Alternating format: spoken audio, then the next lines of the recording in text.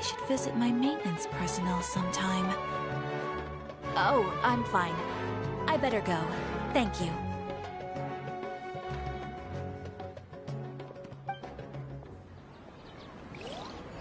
We've spent quite some time in Sumeru City, but ever since we last said goodbye to Lesser Lord Kusanali, we haven't heard anything from her. Oh, we can't just keep waiting around like this. Let's go find Catherine and pick up some work so we can at least keep ourselves busy.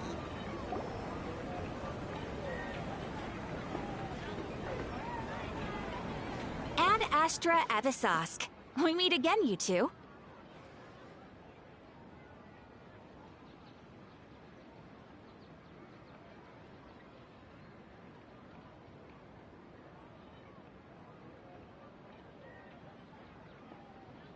Hi, Catherine. Do you have any commissions for us today? Commissions, huh?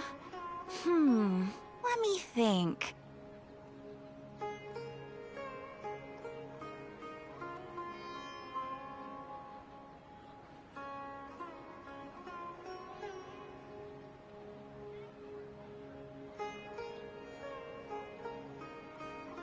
Oh, how about this?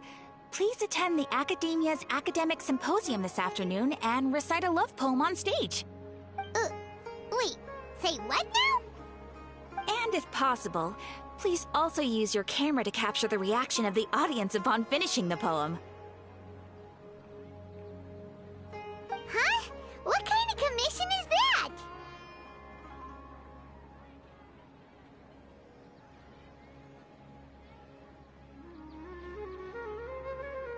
I see. It appears that you're not interested in this commission. In that case, please go to Port Armos and convince the Eremites there to spend some time volunteering at the local orphanage. Hey, that's not any better.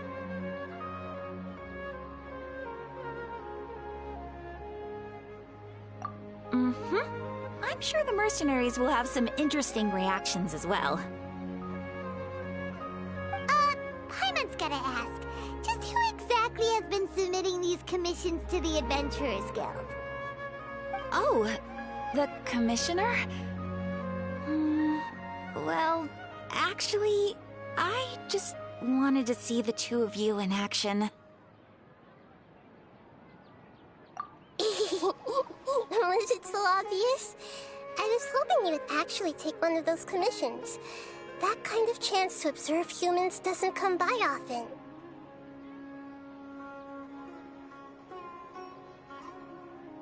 Ah, so it's Nahida. Paimon just knew Catherine wouldn't crack those kinds of jokes. When did you get into her head? From when she said, Ad Astra Abyssosque? So it's been you this whole time? Are you done resting up, Nahida? Yes. I've been sleeping ever since we parted ways, and I even had a really, really long dream.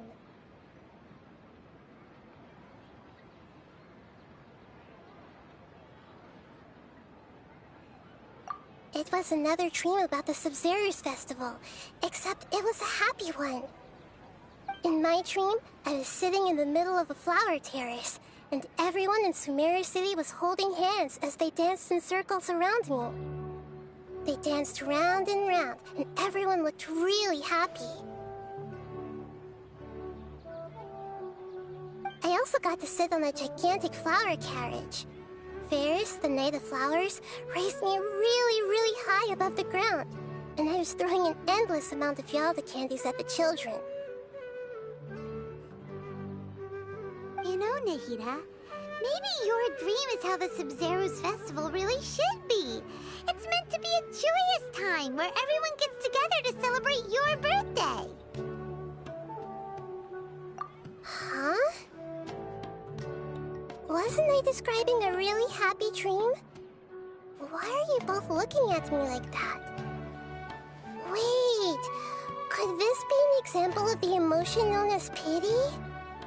No, we aren't pitying you. That would only make everything worse. We just don't want you to feel too sad. By the way, have you had a chance to visit Dunyarzad?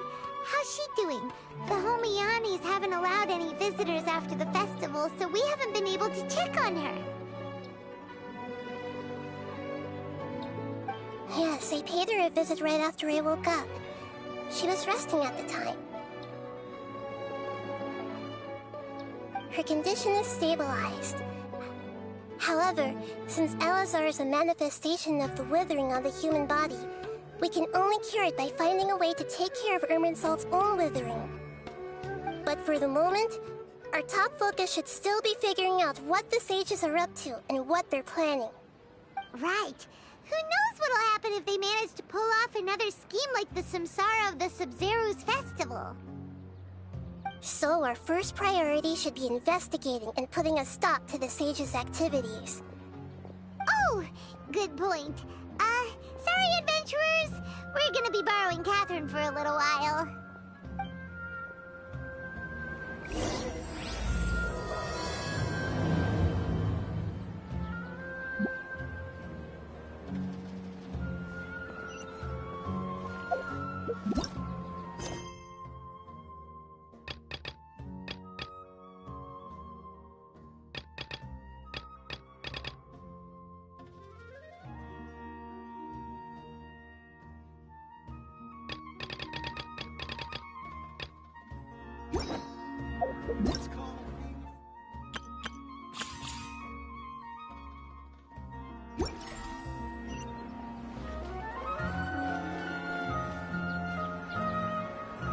Let's continue our chat here. Okay, so do you have any ideas on how we can investigate the sages, Nahida? Actually, I've already done a little bit of work on that. But for now, I want to hear your thoughts.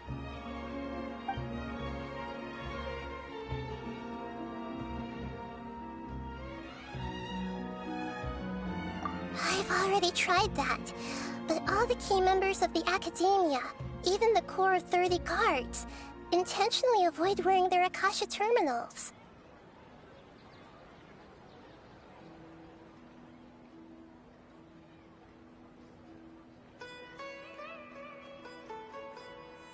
It seems that from the very beginning, they've been guarding against info leaks from the Akasha. Of course, it could also be because they're wary of me. Have you already caught the sage's attention? I'm guessing not yet, but distrusting me would make perfect sense if they've ever paid attention to the urban legends about me. In any case, I probably can't take over their minds directly.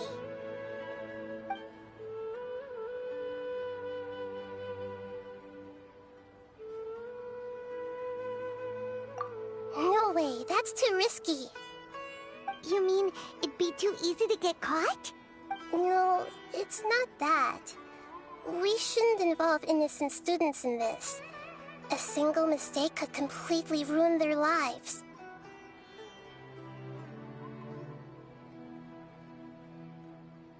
Doing that would be ignoring the safety of my people for my own selfish goals.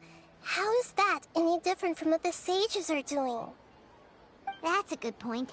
Spoken like the god of Sumeru. We're in the dark as of now. Since we still don't know anything about their goals, any rash move could tip them off and lead to terrible consequences. After all, every person in Sumeru City is one of their hostages. Are we really out of ideas? Nahida, you're super smart, so you already have something in mind, right? Don't keep us in suspense. Spill the beans already. According to a popular theory from the Vahumana Darshan of the Academia, rejecting impractical motions at the beginning of a planning session will give more weight to the actual proposal. Okay, but aren't you the god of wisdom? You don't have to use that kind of gimmick to make us take your ideas seriously. Well, I've been thinking that if I can't directly possess the leaders, and if I can't get ordinary people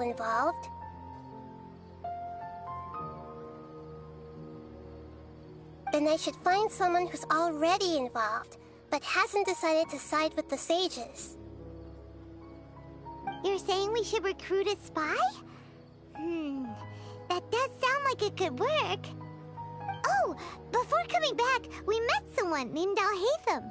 He seems like he acts alone, and he likes doing stuff behind the Academia's back.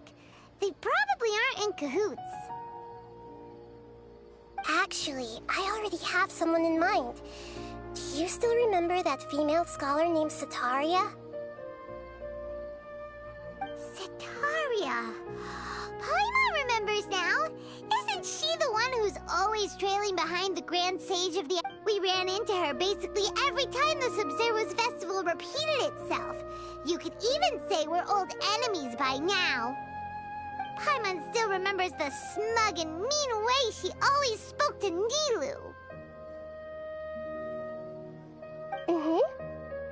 I've always liked observing all kinds of people, and Setaria has always stood out from the crowd. She was born in the desert and was hailed as their greatest genius. Her academic gifts allowed her special admission into the Academia, and also gave her the opportunity to serve as the sage's assistant. Oh, Paimon didn't know she was from the desert. She must be pretty special then. Paimon feels like most of the desert dwellers around the city are working as mercenaries. The name Setaria means star. When she lived in the desert, she shone like the brightest star in the night sky. Later on, she was chosen by the sun. The star was given a place in the daytime sky to complement the sun's dazzling light. Soon after, the star witnessed the sun scorching the earth, which brought forth many disasters. The star began to waver. Instead of staying beside such a sun, wouldn't it be better to return and light up part of the night sky?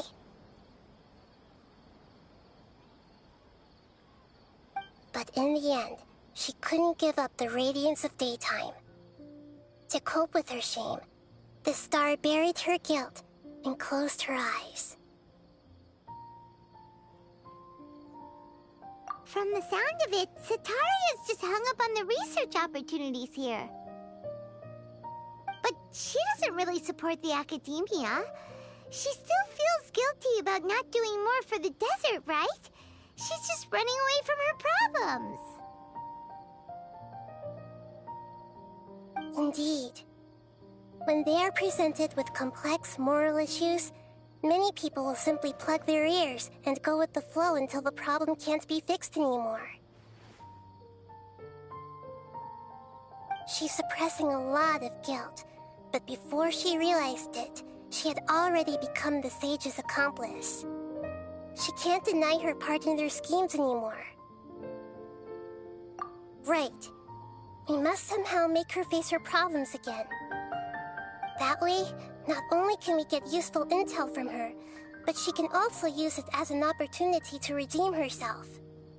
From my past observations, Setaria will take a day off from the Academia every 10 days to do some shopping in the city. Tomorrow afternoon just happens to be a shopping day for her. That'll be our chance. To prepare, let's go check out some of her favorite spots, and have a quick chat with a few of the vendors there.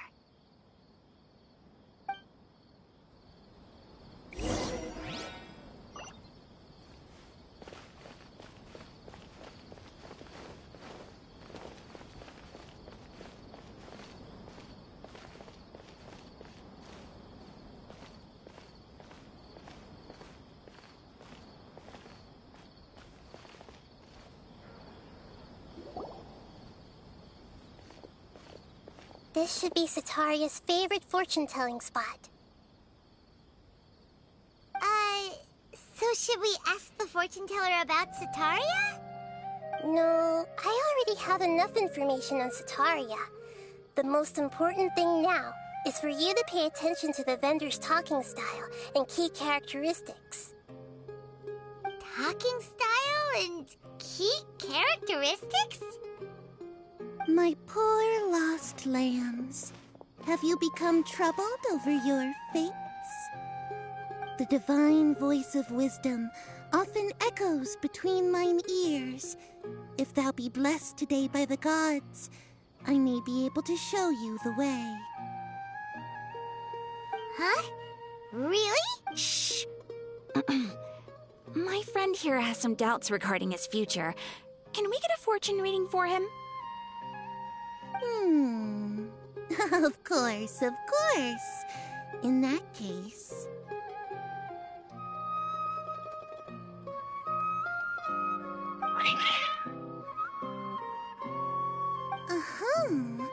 It would seem that Harut and Marut are quite wary of you.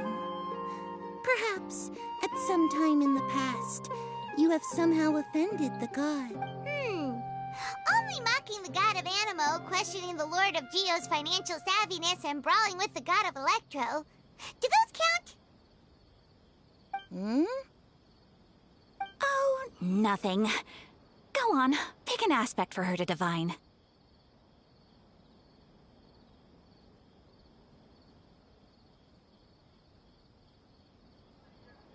Health prospects.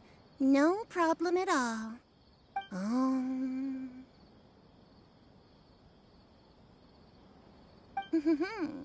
The gods have spoken. The truth shall be revealed. Your life shall continue on for...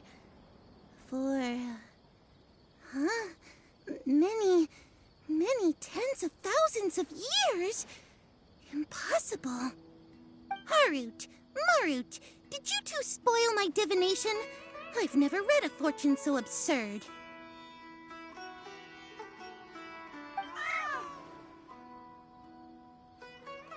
Actually, Paimon thinks this is probably the most accurate fortune-telling you've ever done.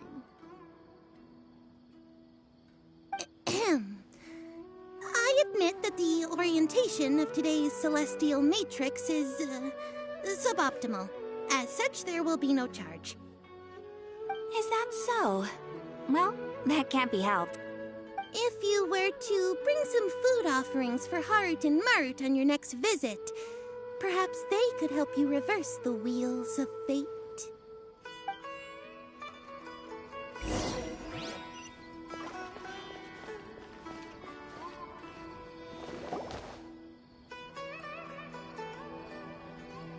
Is this another one of Sataria's favorite stalls? Yep.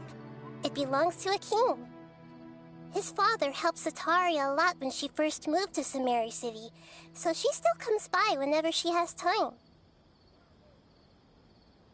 When I start talking with him, listen carefully to the details of our conversation.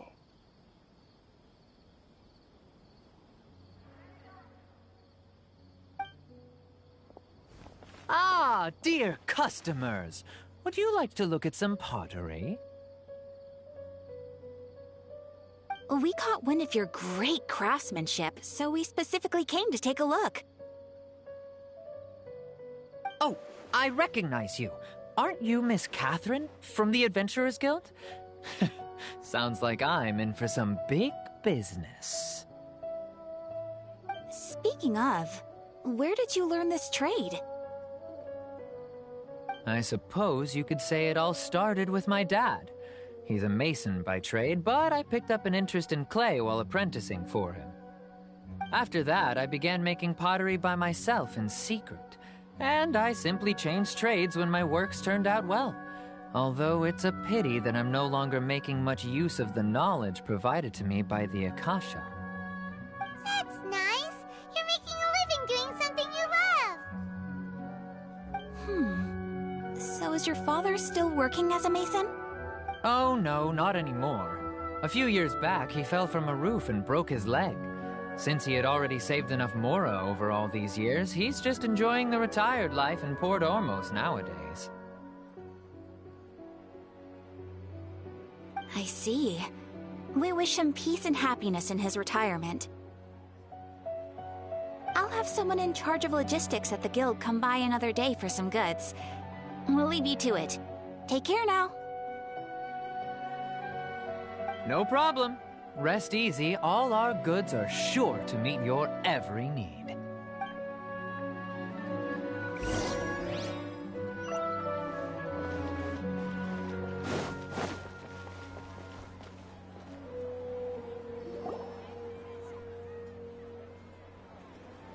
This should be our final stop. Setaria's always thinking of this restaurant when she's working at the academia, so she always comes by whenever she's out in the city. Nahida, you've really thought of everything! It's my duty to protect Sumeru's citizens, after all.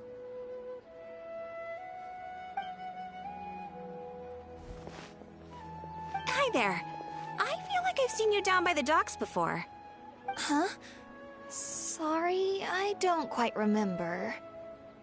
If I recall, you were having a discussion with someone about shipbuilding at the time. Ah, that's right! I've always been really interested in feats of marine engineering. After all, I grew up in Liyue Harbor and spent my entire childhood staring at the ships going in and out of the port. I came to Sumeru to study, but failed to make it into the academia due to my lack of talent. But I'm still discussing all kinds of problems with different scholars, and I'm continuing to study and perform research from the restaurant's basement. I'm sure I'll get to the academia after their next round of exams. What an admirable spirit for learning. Amazing! Sure, but you'll find hardworking people wherever you go. So this restaurant has a basement as well? Huh. First I've heard of it. That's right. It's not usually open to patrons. Most of the time, employees use it for breaks or to hold private events. I see. Yes, that makes sense. Well, good luck with your studies, Miss Chishan. Thank you so much. As long as I can make it into the academia as an official student, I'll be happy.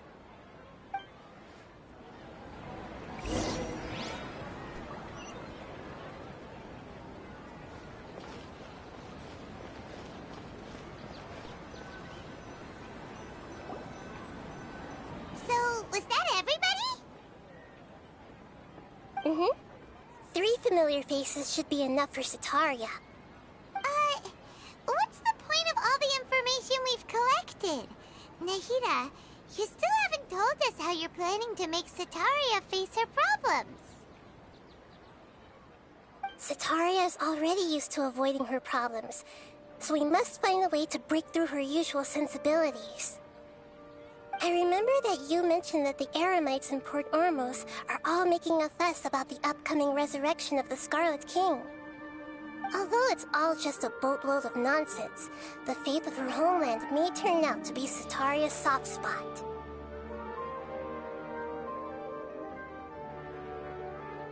Oh, Paimon gets it now! You want to take advantage of the guilt Setaria feels about her homeland! Although she knows she should return home to help the people of the desert, all she's done is conspire with the sages!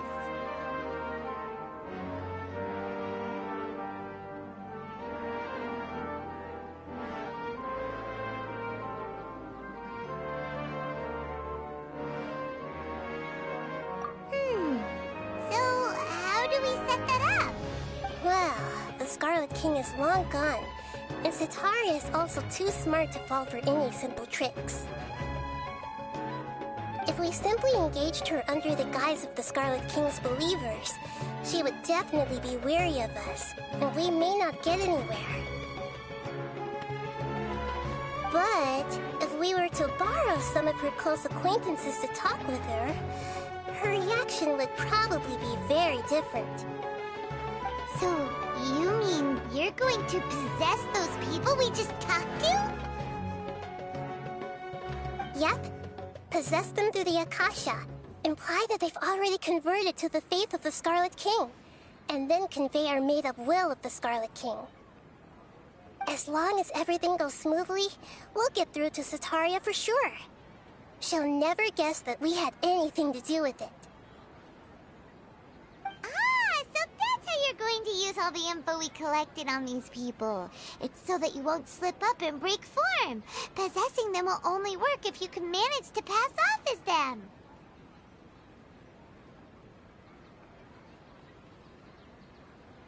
Exactly. So, best of luck with impersonating them.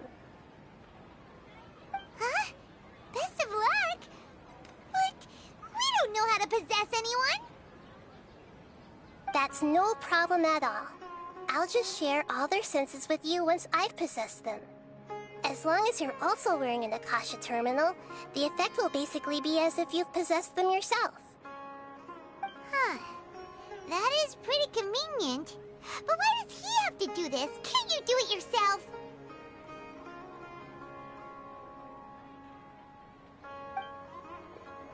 Although I've been observing humans for a while, I've never been good at imitating them. You're not wrong. It's always been painfully obvious whenever you try to pass as Catherine. If it was at all possible, I would have preferred to leave these people alone. But seeing how things are now, I probably should just accept it and push on. Yeah, don't beat yourself up over it. We're only doing this to help everyone, and we'll only be borrowing them for a little while anyway. Alright, then let's give it a go tomorrow afternoon.